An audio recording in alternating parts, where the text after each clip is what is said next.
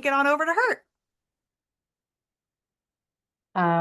Hello, everybody. Thank you so much for joining us today. I always mean to send very detailed written updates, but at the end of the day, I'm more of a talker than I am a writer. So I've prepared probably too many slides for you all.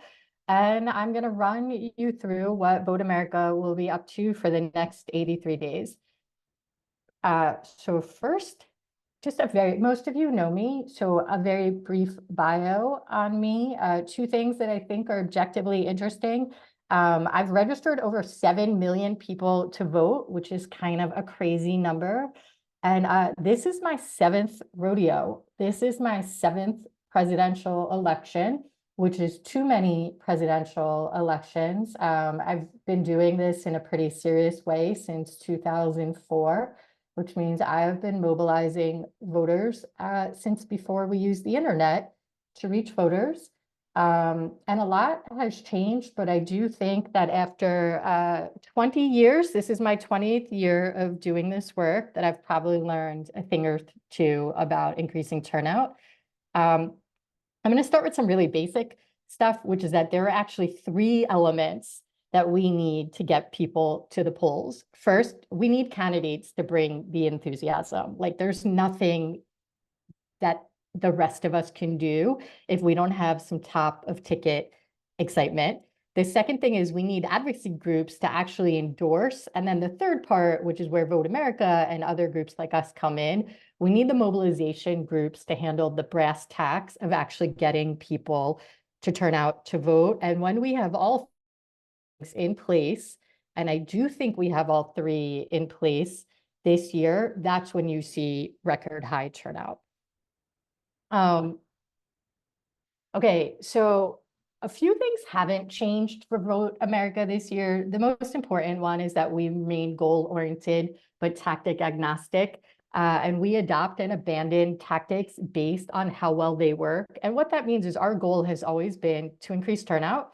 Democracy only works when people can participate in it, and that's our goal. We want to live in a healthy, functioning democracy. It's never been our goal to send text messages or send mails or even to run some of our programs. Our goal has been to increase turnout. Second, we remain committed to scaling the proven strategies. We've run probably hundreds of tests over the years, but now it's a presidential election, and we are ready to scale way up based on things that work. And the third one, and this makes us a little bit unusual, we don't prioritize by state, we prioritize by congressional districts. And we look for people who can vote in the greatest number of competitive races up and down the ballot. Everything from the president to abortion ballot measures to the gubernatorial races. I'll send this deck out afterwards, and it includes a link to our targeting document, which Jen from the team is in charge of maintaining. And in years past, this targeting document has been a crystal ball. Like, we were telling people that Georgia 6 would be the most competitive congressional district in America in April 2020. And people laughed at us. And it was, in fact, the most competitive district, but that's how we target. Like, states are too big. So even within, say, a swing state like Wisconsin, there will just be certain congressional districts where you get a bigger bang for your buck. Some things that have changed for us this year and are pretty meaningful. For as long as I've been doing this work, we've been targeting the rising American electorate, which was considered a gold standard. And this term was coined 22 years ago. And it specifically refers to people of color, unmarried women, and young people being this like new partisan, it's a little bit partisan, like Democratic voting bloc. But it's been 22 years, and that has just changed a lot.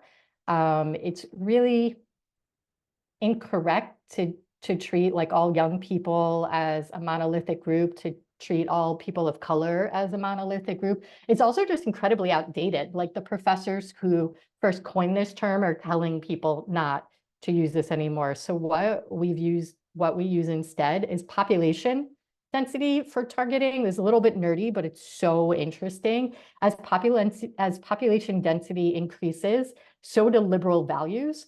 But as population density increases, voter turnout decreases. So, and this is true even in rural areas, like just as you have more dense areas and you are forced to live with more people, we see an increase in liberal values, but a decrease in turnout. So we did a whole bunch of academic analysis, and the sweet spot is 3,000 people per square mile, which captures all of your urban areas and a lot of your suburban and ex-urban areas. And that's the point at which you can find people who are pro-democracy voters who are just less likely to vote. Next one, it's a presidential election year, y'all. We have spent years testing stuff, and this is not really the time to be running RCTs. We run those in the off years. We scale up in the presidential years.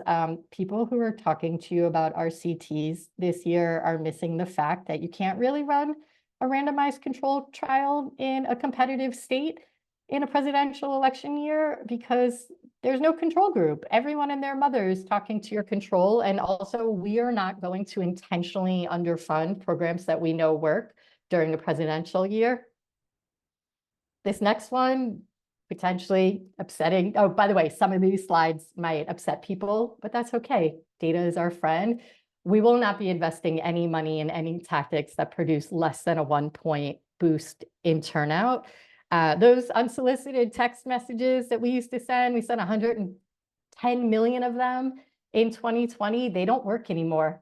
We're just not sending them. We are absolutely done investing any of our time or any of our or your money in things that provide less than a 1-point boost in turnout. And truthfully, there's been an overemphasis. It's not just these past few years, it's probably going back well over a decade now, where there's a lot of emphasis on things that are measurable, but they're not actually meaningful. And while a 0.1 boost in turnout is statistically significant, it's not actually a margin of victory. This next slide will show you what I mean. Okay, so this is a meta-analysis done by 2 professors that shows a lot of these like super popular tactics actually boost turnout. You want to look at that middle column where it says high salience only. That means presidential elections. Volunteer calls, 0.23% boost in turnout. Paid calls, even less. Canvassing, that's when you go door to door, 0.6. And all of these were assuming that if you reached 1 million registered voters, like how many new votes you would create. Those unsolicited text messages, if you send them to 1 million people, you're going to create 2,200 new votes. These are just very small numbers. They're measurable. They're not meaningful. You know, people say statistically significant. They're not significant. They are too small to really do anything in a presidential election. So things we're not going to do, run a lot of tests for things we've already tested in the past and invest our time or your money in things that don't work. But now the fun part, things we are going to do. Okay, our first program, one of our favorite programs, we have a campus program that we've been running for 7 years now. And this year, we're going to run the largest version of this campus program that we've ever run. It will reach about 7 million students in 25 states. The reason for the high number of states is that it's up and down the ballot. This will hit students in every competitive House race, Senate race, presidential race, abortion ballot measure state, and gubernatorial race. It is $3.11 per student, which is incredibly inexpensive.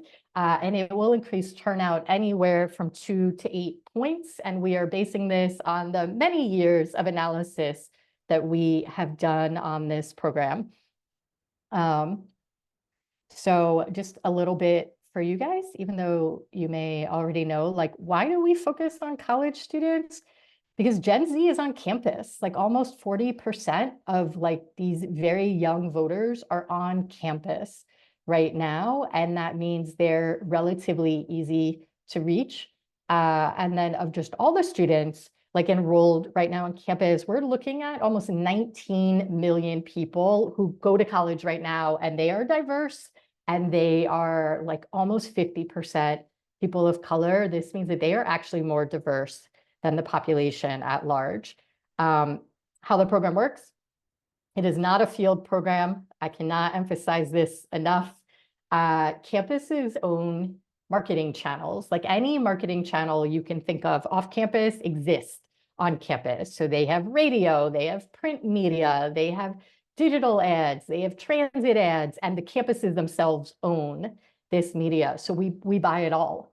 We buy everything we can get our hands on. We place kind of absurd orders. Like we just put in an order last week for like all the campus media in the state of Wisconsin. That's kind of a crazy thing to do. But we do it because students actually read and trust campus media, which isn't necessarily true with online. Like young people are just savvy. They don't really trust things they see other place. And we do it because we know that we will reach them. Like there's so many ads that we can run and we don't actually know who we're targeting. But we do know that when we buy up campus media, we're actually reaching the students we're trying to target. These are some examples of past ads. This is, let's see, we've got some Wisconsin Supreme Court election advertising going on here. You can see that's Marquette University, and they straight up have bus stops. Like Marquette owns that bus stop, and we were part of the coalition to increase turnout for the Wisconsin Supreme Court election. And then we also got involved in the Ohio abortion ballot measure race. And in all cases, we just run these informational campaigns because students actually don't need to be convinced to vote. They are young. They need to be taught how to vote, like whether or not they need to bring whether or not they need to bring ID with them, whether or not student ID is acceptable, the dates of the election. This is just so important, and they need to be reminded multiple times. One thing I want you to catch about the Marquette University advertising is even though this was C3 and a nonpartisan election, we wrote pro-choice and anti-choice next to the candidates' names because abortion messaging and reproductive rights messaging is very effective at getting students to the polls. Another thing to know, Marquette is a Catholic university. And getting a Catholic university to agree to let you put reproductive right messaging on inventory that they own is no small feat. But we've been working with Marquette now for 7 years. So even though they won't let any political groups put advertising up, and they really did not want us to write pro-choice and anti-choice, they actually just straight up shot down the word abortion. They will let us run ads, and this is true for a lot of schools in the country that won't let political groups on campus. This is some more of our inventory over the years. I can see a young person holding a student newspaper. Once, when all we did was put full page, full color ads on the back of student newspapers, it increased turnout 2 points on every campus that we were on. That is a objectively very large boost for a mobilization campaign. 4 reasons to fund this campus program. We've been running it for 7 years now, and we have really deep institutional expertise in what it takes to mobilize college students. Our campus program for years now has not only been the largest campus program in terms of students reach, but it's the least expensive program per student reach, and is the only program that we know of that has been shown using data to actually increase turnout. It's the only program that scales with capital and not labor. Like we don't need to hire more people to run this program. We're ready to go today. We just need to bring in some more money. I did some back of envelope math. It would take over 3,000 student organizers to even begin to approach the scale of this program at roughly $100 million. And I went real low on that. Like it would be, I don't know, 5 times as expensive. And that's assuming that you could find student organizers. And the other thing is our campus program fills in the gaps that are left by existing field programs. Like there will absolutely be student organizers on campus this year, but they can't possibly reach everyone. We will fill those gaps. We will make sure that we run programs where there are student organizers, and then we'll make sure we hit all the other schools. And, just a reminder, there was no field in 2020 because of COVID. Like our campus program filled the gap. We were still everywhere. We still ran amazing programs. The second program, very near and dear to my heart, is our billboard program, but I'm going to start with the backstory. Okay, so this is a little bit dark. In 2010 and 2012, like hundreds of billboards started going up in the Midwest anonymously, only in Black and brown neighborhoods, saying things like voter fraud is a felony, punishable by 10 years in prison, like 3 years in prison and a $10,000 fine. They were only in Black and brown neighborhoods, and they were put up anonymously. And this is what they looked like. And they were just like all over the place. This is another one. I kind of hate the design, but like, good Lord, like they were just everywhere. And it took a full-on investigative journalist to actually figure out who was behind these billboards. And you should know that Clear Channel is a very partisan company and has a voter suppression been because they were willing to put these billboards up. But it was two foundations, the Bradley Foundation and the Einhorn Foundation. They are far to the right of the Koch brothers. And they are really not great people. And they are also undeterred by facts. You are more likely to get struck by lightning twice than you are to commit in-person voter fraud. But these billboards were very effective at reducing turnout. And then for me personally, they were so inspiring. Like I was like, you evil jerks. Like if you guys can use billboards to suppress turnout, I bet I could use billboards to increase turnout because I like a little unfriendly composition. And so that's what we did. Like we started pitching billboards in 2017, and our real breakout election was the Alabama special Senate race of 2017. I don't know if you remember this. It happened in December. It was Doug Jones versus Roy Moore. It was Alabama in an off year, off month. It was to replace Jeff Sessions. And no one thought that this race was competitive in any way. Like the DSCC barely spent any money there, and it was a Senate seat. And so I had two donors who asked if I thought it was competitive in any way. And I said that it was. That, over 20% of the registered voters in Alabama were Black, and almost 100% of them were Democrats, and about 20 to 25% of the white voters were Democrats, and it was going to be a low turnout election. So if you just let white voter attrition happen, but you worked really hard to increase Black voter turnout, I thought mathematically it would be a competitive election. And they gave us, I think it was $900,000. And we called the billboard company, and we rented every single billboard and every single transit ad in a majority Black county. There are like 4 Black counties, and it was like just kind of insane, like the number of billboards we had. And then we layered SMS and mail and radio, and we sent polling place information, and then we partnered with Voter Participation Center, and we sent mail. And we literally only targeted registered Black voters, and we were just really interested to see what would happen. And a couple of interesting things happened. As people were covering the race, like reporters were writing about the race, they were using pictures of our billboards as like just a visual representation of the election. And initially they were like, oh, Doug Jones is having issues. And then, oh, wait, here are some examples. Like this was a transit ad. On the ground groups told us that the billboards were literally everywhere, and that every door they knocked, people said that they knew an election was coming because the government put up billboards. Because look at these things, y'all, they were ugly. They were ugly as sin. They look like the government put them up. I designed that billboard in Google Slides. And you know what happens when you really target some like lower propensity voters?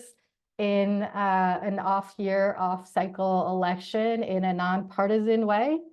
You somehow elect a Democrat to the Senate in Alabama, and literally that was a razor close election. And oh my God, that was so close. It was like fewer than 9,000 votes, and literally Doug Jones won because white voter drop-off from 2016 was about twice as high as Black voter drop-off. So interesting things happen. We are a nonpartisan group. Elections themselves are partisan. So we aim to solve some very specific problems with the billboards. Americans do not know when the election is. Everyone on this call, actually, probably half of you know the actual date of the election. It's November 5th. They don't know when early voting starts. And in the 25 states that offer same-day registration, no one knows that they can register to vote on election day. This first data point about the data, this keeps me up at night. There was a national survey done 2 weeks before the presidential election in 2016, and 37% of Americans and 22% of college graduates couldn't tell you when the election was being held. And then 41% of people didn't vote. These things are related. Another one that keeps me up at night, at least 50% of all political communications do not include the date of the election. And y'all, that date changes every year. Like, we all know taxes are due on April 15th. We don't know when the election is. So we put up these billboards that just let people know it's time to go and vote. These are some of our actual billboards. I want to say that this one was up in either Georgia or North Carolina or Arizona in 2020. This is definitely Arizona, right by the highway. It was a digital billboard. This one makes me laugh every time. The Georgia runoff, we literally just took down all of our existing billboards, changed the background color, and wrote "vote again." And we did this one in partnership with the New Georgia Project. We do a lot of partnering with like in-state groups. This one was a Wisconsin campaign in 2022, where we let people know, first of all, if you tell people there'll be record high voter turnout, they believe you. Like, we obviously just make that up. But it's called FOMO, fear of missing out. It's a very effective way to get people to do things. And we let people know that they could register to vote at the polls. And this photo actually gives you an example of the sort of inventory that we buy. Like, we are not necessarily renting the most expensive billboards. We're renting a lot of times billboards that people will walk past and see when they're waiting at the bus. This billboard right here cost us, I want to say $3,000 for a month. Billboards are very inexpensive. Reasons to invest in billboards. First one, to keep conservative groups from using these billboards. There is literally only so much physical inventory out there, and we like to get it before they can. The second one, because it's so inexpensive. They're so cheap. It's ridiculous. Literally anywhere from $2,000 to $5,000 for an entire month. And when you do things like say, hey, we would like to get every billboard in Georgia, that price moves down. The third one is people really do notice billboards. Like, you can't miss them, right? They're like, you're driving, it's by the side of the car. You're on the bus and it's like in the bus with you. There's a lot of advertising now that people just don't see. Like, most people scroll past digital ads, or they just don't catch your eyes. People mute commercials. Like, just there's so much going on that distracts us, but people really do notice billboards. There's a lot of academic research on this. Billboards also like really amplify everything else. So they boost the impact of the text and the mailers and the commercials. And they also let us reach people who aren't necessarily receiving partisan messaging. I mean, even in 2024, the lion's share of the partisan messaging will be on TV. And as of last week, I got very fresh data for this. The median age of a broadcast TV viewer is 62. So, you know, just kind of like an older audience, and not really a great way to reach, say, Gen Z or even Gen X. So billboards, really great thing. And for those of you who like numbers, there's been a lot of work done by other groups to actually quantify the impact of billboards, and they have found consistently that billboards produce a net new vote at about $100 a person. I'm sorry, I forgot to put this on the slide. To put that into perspective, $250 per net new vote is considered a very reasonable cost in a presidential election year. So very much a reasonable cost to increase turnout. And the third one, and I need to add a disclaimer here. So VoteAmerica is a 501c3 nonprofit, and donations to VoteAmerica for our billboard program or our campus program are tax deductible. But we also have a 501c4 and called the VoteAmerica Action Fund, and donations to this program are not tax deductible, but everything's about to get super awesome. First, over 80% of people are already registered to vote, and half of the people who don't vote in a presidential election are already registered to vote. We rounded down for this slide because people got really upset when I said over 80% of people are registered to vote. So we're like, fine, we'll round down. We get this data from the voter file, from the census, and from the Eves report, which is produced by the federal government. This is this data, y'all. We have spent 30 years making very important structural changes to make sure that people are registered to vote, including motor voter, online voter registration, automatic voter registration, same-day registration. We have done tremendous work over 30 years. So now we have tens of millions of people who are registered to vote and not casting ballots. And those are like some of my favorite people, our collective favorite people to reach out to, because if we can get registered voters to cast ballots, we can increase turnout by 20 points in this country. So it turns out that the absolute best way to increase voter turnout is to make sure that people receive their ballots in the mail. So this beautiful chart right here lets you know basically how easy or hard it is to vote by mail in states. If a state is grayed out, it means that they require an excuse.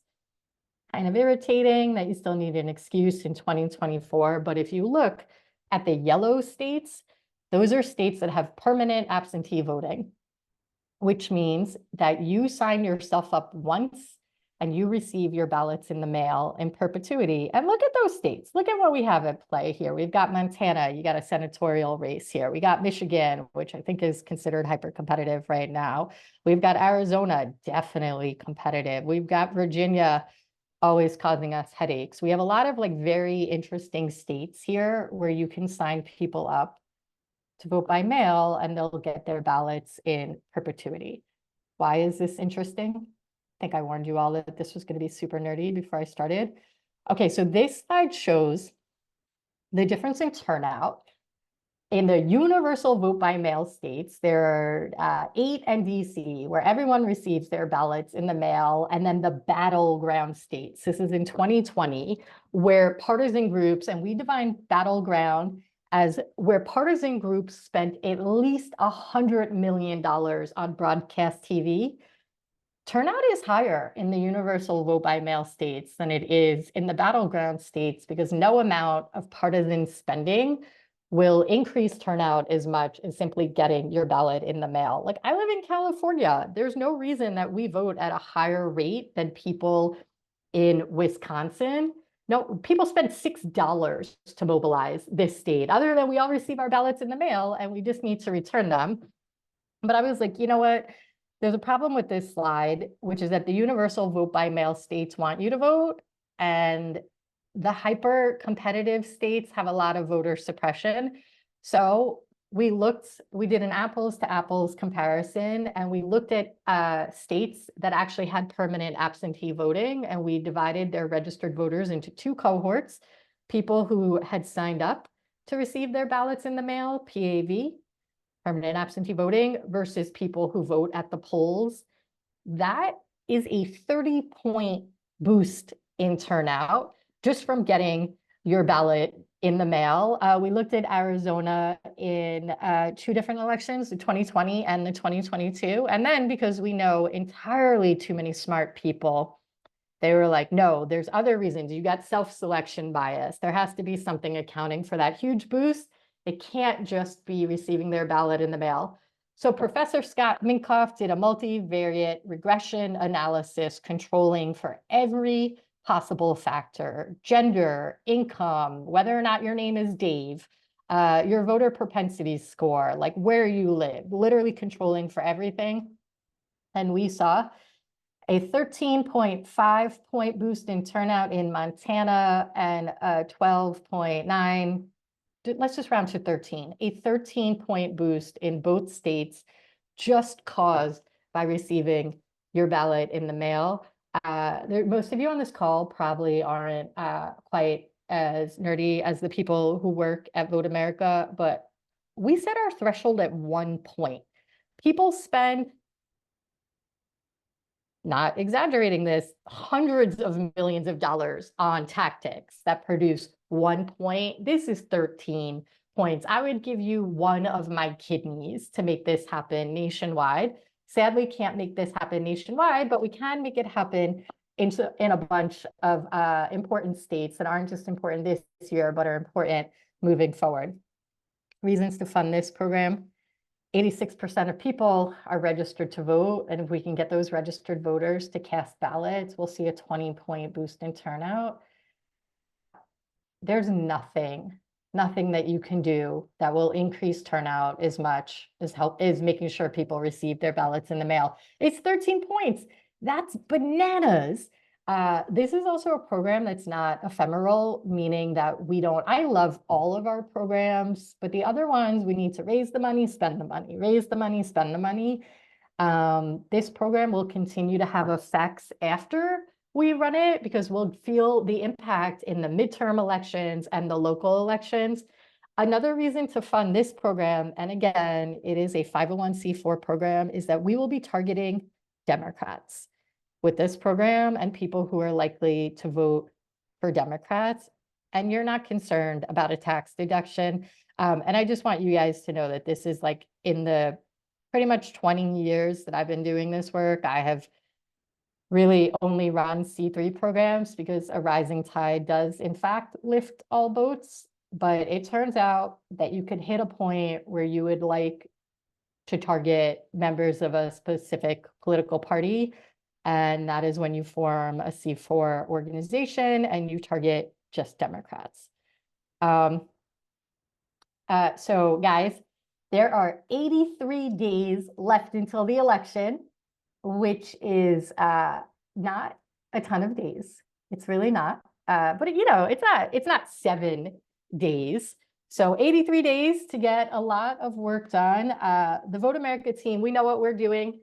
It's not everyone's 7th rodeo, but it's no one's first rodeo. We don't need to hire more people. We don't need to, we have the people in place right now that we need to run these research tests, these battle-tested, data-backed, research-driven program that will drive people to the polls in record numbers for relatively modest amounts of money. And it's time for people on this call to come in off the sidelines. I know, look, we've all been waiting to see what will happen. And I think we all can agree that the past, what has it been, 3 weeks, 4 weeks have been a really exciting time in American politics. This is unprecedented. We are in fact in unprecedented times. And a lot of people have been taking a wait and see attitude, and I get it. We wanted to see what would happen, but we have all seen to know that we're going to have one hell of a battle, just one hell of an election cycle ahead of us. And if you are looking to make very smart investments in US democracy, I encourage you to invest in us, because there's a few things that I could promise you. One is that we will just show you all these slides of data anytime that you're willing to talk to us. And the other thing that I could assure you of is that we just simply do not spend money on things that don't work. And we will spend your money like it's our money, because we are a notoriously frugal group of people. And on that note, I'm going to stop sharing.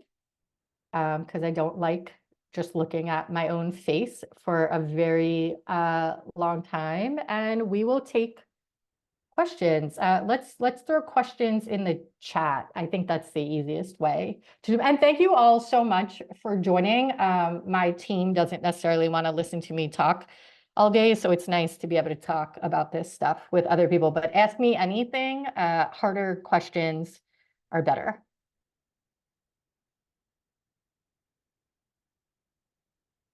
Otherwise, I'll make my team. I didn't remember to have any plants. So someone has to ask an actual question.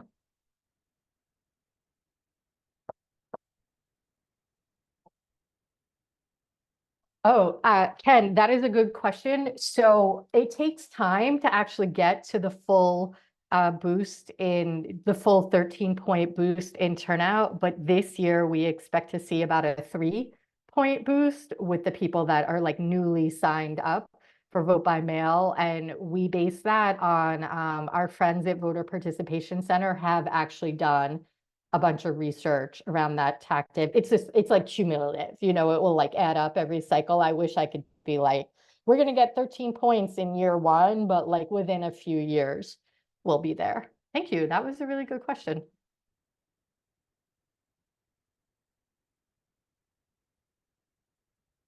Oh my God, you're all so quiet.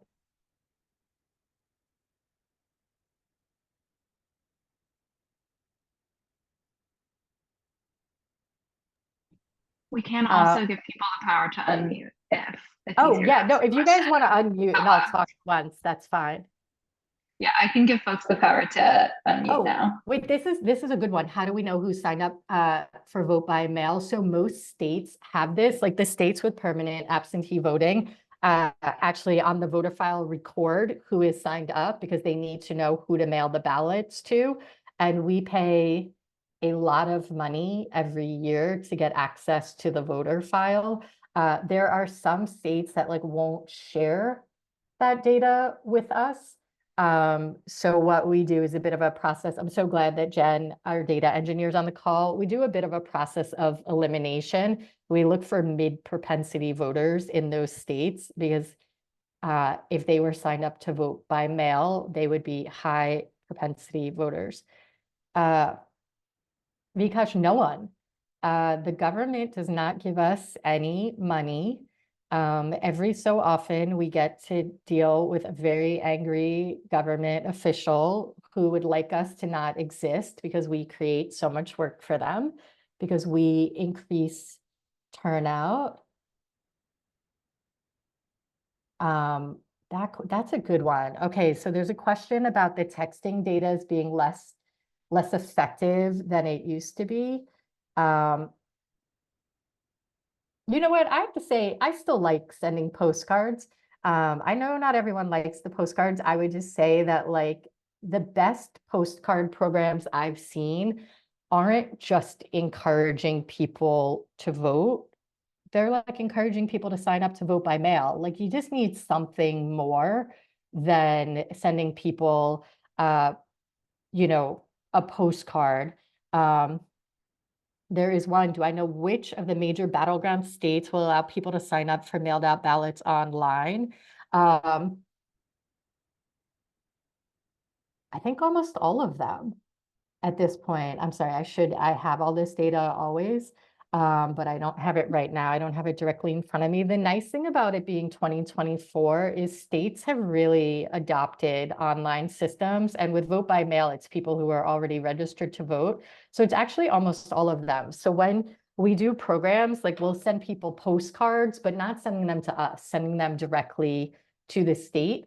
And we can measure the effectiveness of our program because whether or not you vote is public record. So if we send a postcard to Evan Smith, encouraging him to do something, we will know after the election if Evan Smith voted. Question, if we're only targeting the PAV states. For the vote by mail program, Raz, we are, and I'll tell you why. Otherwise, it's just like, we have to do it every election. If someone gave us $1 billion and said, just go get everyone signed up to vote by mail, we would. But the problem is in most states, it would just be for one election. So we would have to do it for future elections, but there are a lot of groups that send a lot of mail, and we're just like trying to encourage them to make this part of their efforts as well. To be clear, like signing people up for vote by mail isn't just a Vote America program. Like we want all the groups we know to start like encouraging mid and low propensity registered voters to do this. So, I mean, I definitely know professors who would be like, absolutely, absolutely, we should get everyone signed up to vote by mail. And I'm like, I think I'm going to need $1 billion to do that. And then they're a little less interested.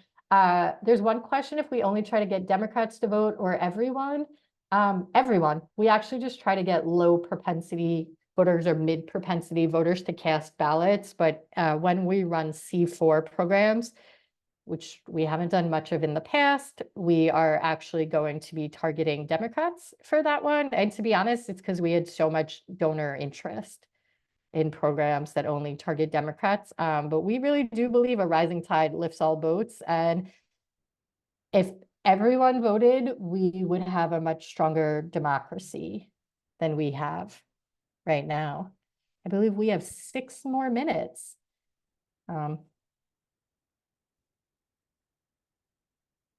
Oh my God. I love that you just called it the gateway drug.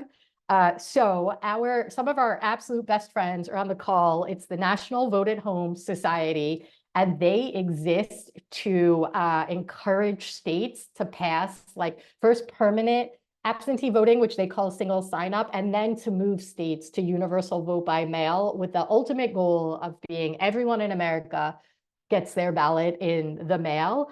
And so we work like super, super closely with them. They're on the call, always so happy to see them. And we're like, thank you, National Vote at Home Institute in the chat. You should give the money. We love them.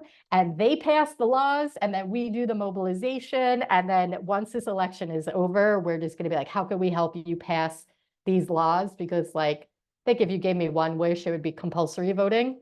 And the second wish, if I didn't get it, would be that everyone just gets their ballot in the mail and everyone gets to experience what California, Washington, and Oregon experiences. We all receive our ballots in the mail, and then we can drop them off at the polls if we want, but we have a really high turnout because we just get our ballots in the mail. And y'all, I think we are officially at time.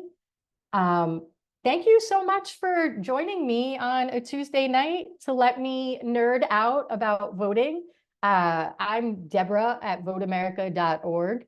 Email me anytime. We will share the deck and the recording with everyone on the call. Also, none of this is confidential. You can send it all to your friends. And yeah, you know, we will take your hard-earned money and spend it in great ways. Thank you so much. It was so awesome to see all of you. And thanks for the good work that I know you guys are doing as well. 83 days. Let's get it done. Bye, everybody.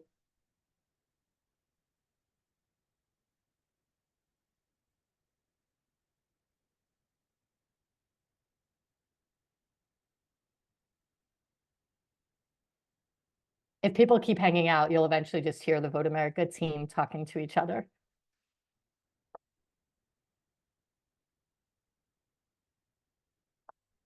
Oh, I might have to end it.